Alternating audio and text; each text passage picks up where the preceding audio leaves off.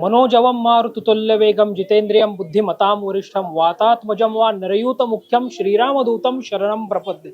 आज हनुमान जयंतीचा उत्सव आहे। चैत्र पौर्णिमेला हनुमान जयंती साजरी केली जाते। पुण्यातील प्रसिद्ध अशा खालकर हनुमान मंदिरामध्ये आता आपण आहोत। या ठिकाणी जर आपण पाहिलं तर अगदी सूर्योदयाला आज हनुमान जयंतीचा उत्सवाचा सोहळा जो आहे तो संपन्न झाला आणि अगदी भाविकांची आपल्याला रीघ पाहायला मिळते या मंदिरामध्ये।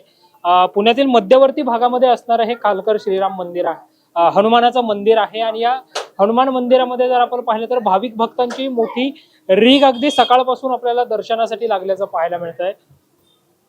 मोठ्या उत्साहामध्ये मोठ्या थाटा ज्या पद्धतीने अंजनेय पर्वतावर हनुमान नवमीचा उत्सव साजरा केला जातो, अगदी तसाच या ठिकाणी विधिवत असा हा संपूर्ण सोहळा जो आहे तो साजरा केला जातोय। हनुमान नवमीच्या निमित्तानं मोठ्या प्रमाणावर भाविक भक्तांची गर्दी आपल्याला पाहायला मिळते। रामाचा भक्त ऐसा वाऱ्याचा पुत्र ऐसा उडवी दाना दान शत्रूची असं हनुमानाचं वर्णन एका गीतामध्ये जे आहे ते करण्यात आलेलं आहे। बजरंग बली की जय असं देखील आपण म्हणतो। या मंदिरामध्ये जर आपण पाहिलं तर आपण थेट पुजारी जे या ठिकाणी आहेत त्यांच्याशी देखील बोलण्याचा प्रयत्न या सगळ्या अनुषंगाने करणार आहोत आणि नेमका हनुमान जयंतीचा सोहळा कसा साजरा केला जातो, त्यासाठीचे विधी काय असतात हे आपण थेट त्यांच्याकडून जाणून घेणार आहोत। आज हनुमान जयंतीचा सोहळा म्हणजे जन्मोत्सवाचा सोहळा सूर्योदयाला पार पडला, त्या संदर्भातले नेमके विधी कसे असतात? सूर्योदयाच्या आधी आपण हनुमानाचा जन्म करतो। त्या हनुमानाचा जन्म आपण संकल्प करतो आणि हनुमानाचा जन्म हा सकाळी 6च्या आधी होतो। तर सकाळी 5:30 वाजता आम्ही सगळं पारंपरिक पद्धतीने तो जन्म साजरा केला। त्याच्यानंतर आता 2 वाजता आपला होम आहे, त्याला आपण महारुद्र करतो। आपण त्यांची महारुद्र इन द सेन्स कसं असतं की आहुती असते हनुमानाची, की ओम हनुमंते नमः नमः असा एक जप असतो आणि ती आहुती असते होमात। त्याच्यानंतर आपलं संध्याकाळी पारंपरिक ढोल ताशा पथक असतं आणि दुसऱ्या दिवशी आपण अन्नदान करतो, की आपल्याकडे 4 ते 4,500 लोक दुसऱ्या दिवशी जेवतात।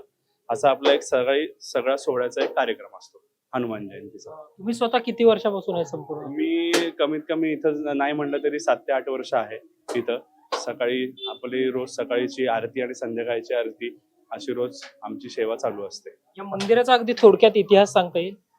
मंदिराचा इतिहास आपलं असा आहे की 150 वर्षापूर्वींचा आहे।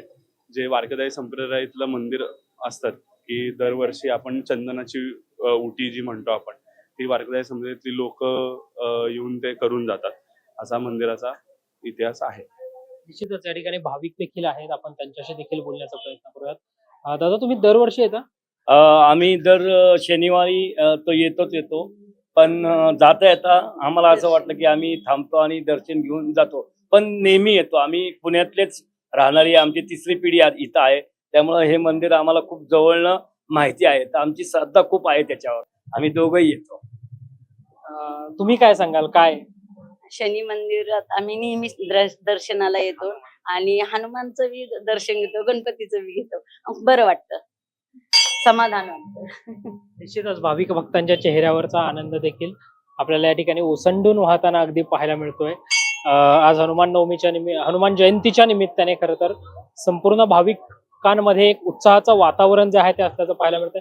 अंजनीच्या सुता तुला रामाचं वरदान, एकमुखानं बोला बोला जय जय हनुमान, महाबली बजरंग बली की जय। कॅमेरा पर्सन अमित भागवतसह संकेत देशपांडे, टॉप न्यूज मराठी, पुणे।